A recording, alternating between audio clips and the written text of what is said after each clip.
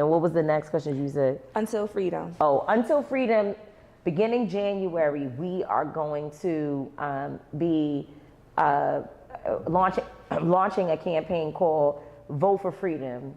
And if you see me in my house in New York, then you know we failing.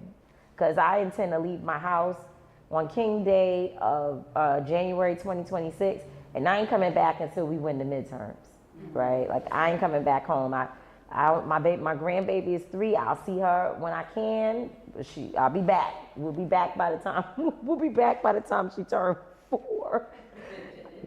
Because it's going to take that type of commitment. And I'm not saying I'm going to go kill myself. I'm just saying we're going to set up shop in communities across the country, and we are going to challenge misinformation. We're going to register people to vote. We're going to spend the money allowing people to organize themselves, because these small groups that are having to either close their doors or rethink whether or not they can continue to do community work, they need resources.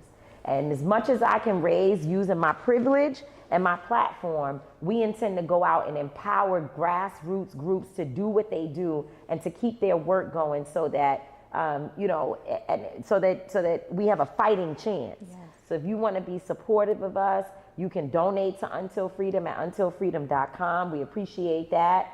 Y'all might be the ones that want to wait until January 15th when you see us outside. That's okay too. Just don't forget.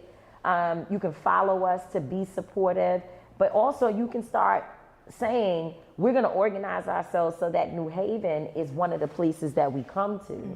In the midterms, yes, the swing states are always important. Everybody's going to go to the swing states. But right now, what we need is just a majority vote. So that means that the whole country has to be organized. Imagine that generally you have a certain amount of states that you need to focus on. It's much more work when it's the whole country, it's all the states that we have to, have to hone in on. So that's what we're doing. Vote for Freedom, and you can support Until Freedom to help us do our work.